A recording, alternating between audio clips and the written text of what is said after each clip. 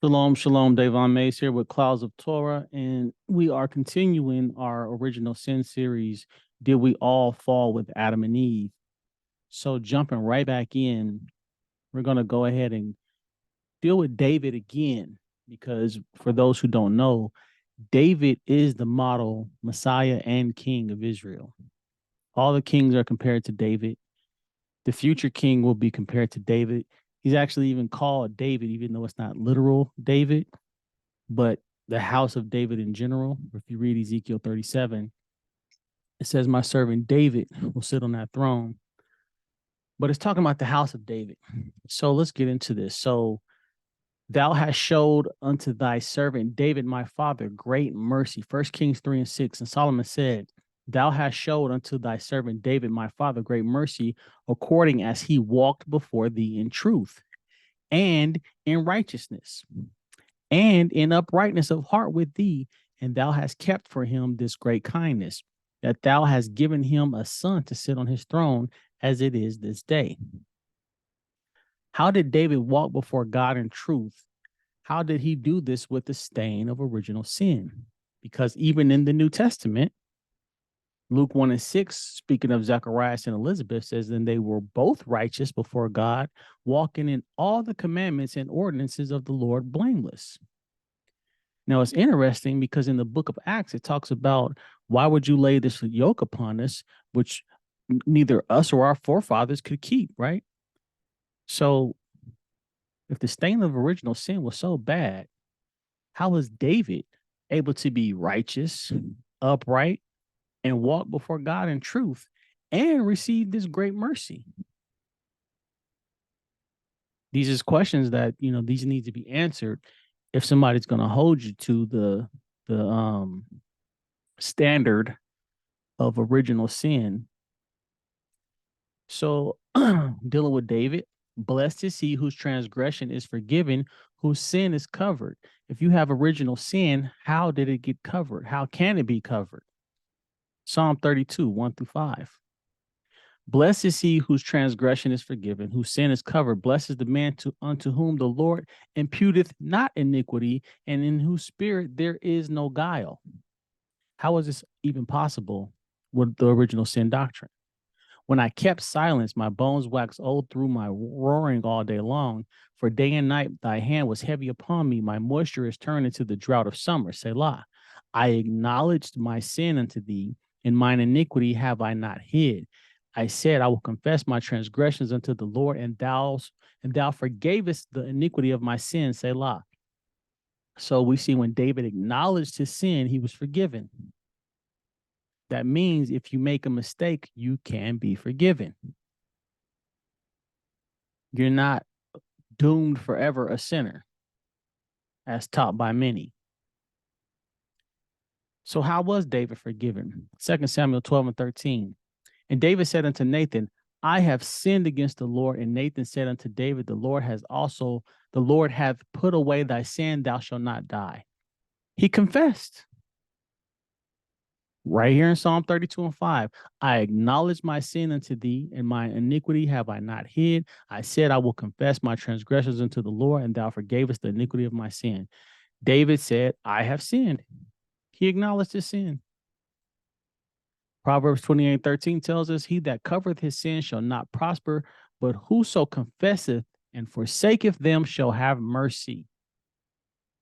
Don't let nobody tell you you can out-sin God's forgiveness. We see right here, clear example. David was confronted by Nathan, and right away he said, you know what? I have sinned against the Lord. When Nathan called him out, I acknowledge my sin unto thee. Whoso confesseth and forsaketh them shall have mercy. So ask for forgiveness. Say what you did. Remorse. Have some remorse and own up to what you did wrong. Even if you make mistakes, it's not the end of the world. So some of the misunderstood verses is, of course, the baby died.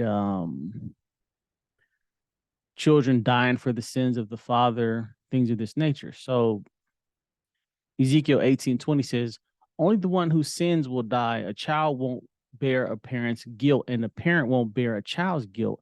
Those who do right will be declared innocent, and the wicked will be declared guilty. Now, that baby didn't die right away. Just for those who want to stick to what happened in the story with David and Nathan. And there's more to that story, actually. But for the sake of this lecture, I won't get into that. Deuteronomy 24:16, the father shall not be put to death for the children, neither shall the children be put to death for the fathers.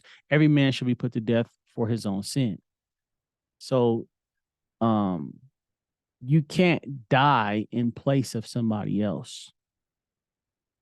It doesn't work like that. What you can do is be subject to the sins of someone. For instance, if your father was a known thief, he's going to leave that reputation behind, and that will fall on the children. When Israel did things, eventually it led to the destruction of the temples. So their children did inherit the problems of those sins, but they were not executed in place of their fathers. So there's more than meets the eye when you just read the verses. A child won't bear a parent's guilt, and the parent won't bear a child's guilt. This is talking about, pretty much capital punishment. But of course, when we talk about no one can replace you if you are decreed to die, you can leave your son to inherit the results of your sins. For instance, Exodus 34:7, keeping mercy for thousands, forgiving iniquity and transgression and sin, and that will by no means clear the guilty, visiting the iniquity of the fathers upon the children and upon the children's children unto the third and to the fourth generation. So let's just say there was original sin. It would only last to the third and fourth generation, according to the Torah, anyway. Right here, visiting the iniquity of the fathers upon the children, and the children's children into the third and to the fourth generation. So that means if Adam died, only 3 to 4 generations would even have to deal with that specifically. So let's just, for argument's sake, and I'm not going to do all the generations, but let's just say for argument's sake, Noah was the 4th generation or the 5th generation. So that means Noah survived the flood because his generation was past the due date of when God would hold that 4th generation accountable for the sins of the father. I'm not saying that that's what happened, but I'm just giving an example of, even if there was original sin, it would go to the 3rd and the 4th generation. So there's another problem with not everybody does this, but some of the people who teach the New Testament using Pilate as a standard of righteousness. Yeah. It's pretty funny, but let's deal with it. 1 Samuel 29:6. Then Achish called David and said unto him, surely as the Lord liveth, thou hast been upright, and thy going out and thy coming in with me in the host is good in my sight. For I have not found evil in thee since the day of thy coming unto me unto this day. Nevertheless, the Lord's favor thee not. So the king Achish had David serving him, but the rest of the army didn't like David. They were like, no, he's going to turn on us. He's going to fight for our enemies and all these things. But Achish said, I found no evil in thee. So the same thing we can say with Pilate. John 18:38, Pilate said unto him, what is truth? And when he had said this, he went out again unto the Jews and said unto them, I find in him no fault at all.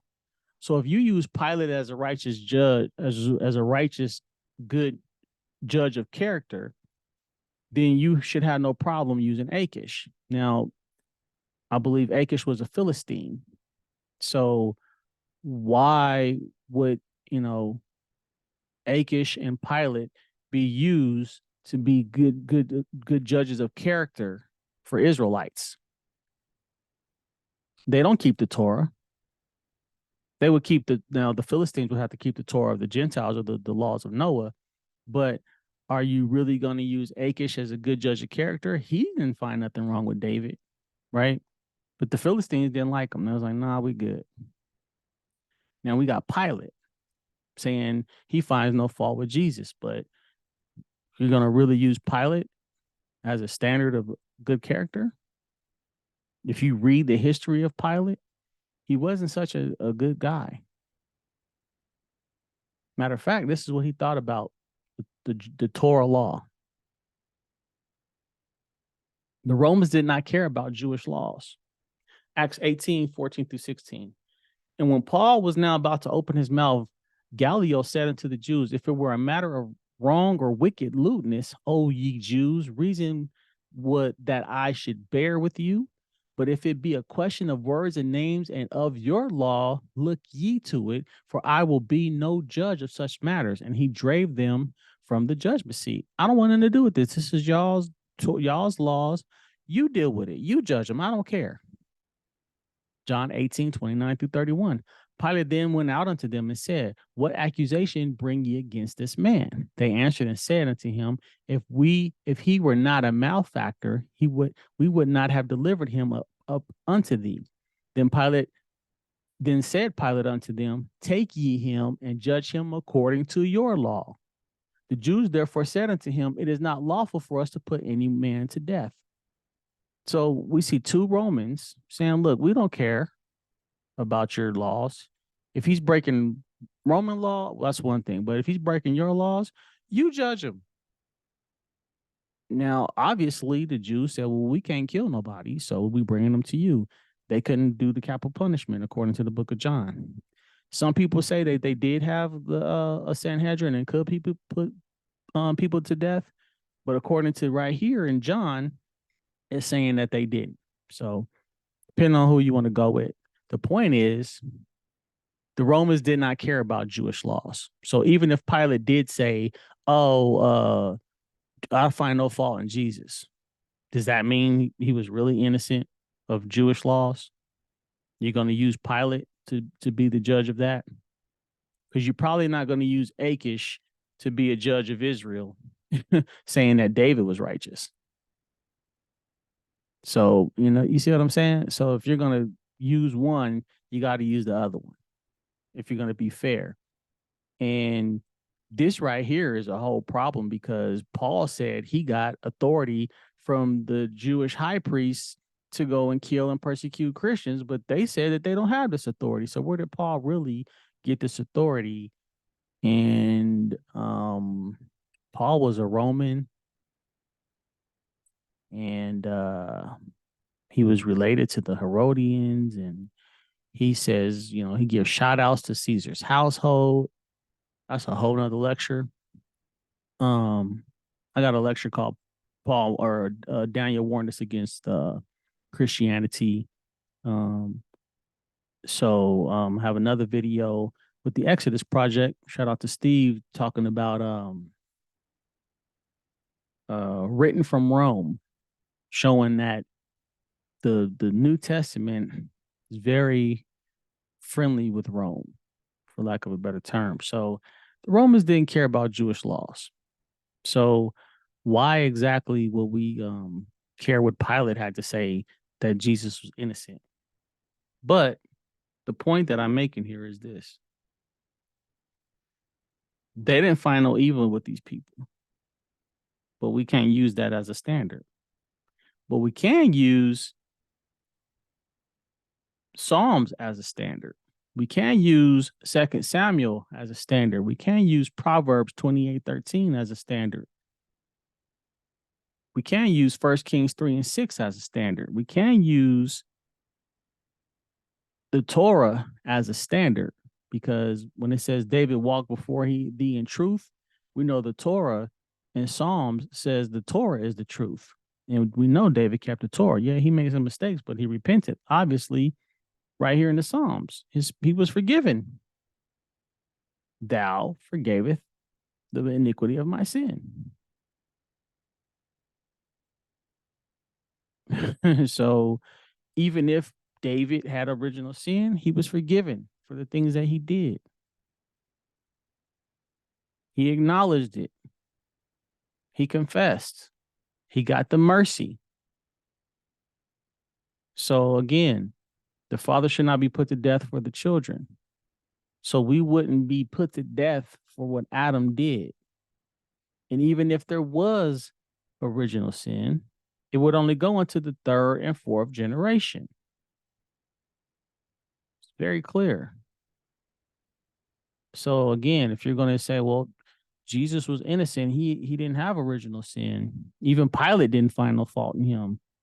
Well, Achish didn't find no fault in David either. So does that mean David didn't have original sin either? You're going to use the leader of a foreign nation as a judge? Pilate, one of the officials of Rome, Achish, an official of the Philistines. Are we going to use these people to judge the Jews? David was Jewish. Jesus was Jewish. What are we doing here? The Romans didn't care about Jewish laws. So I'm pretty sure that the Philistines didn't care about Jewish laws either. So with that being said, I'm going to stop there and we will see you next time. Shalom and have a good one.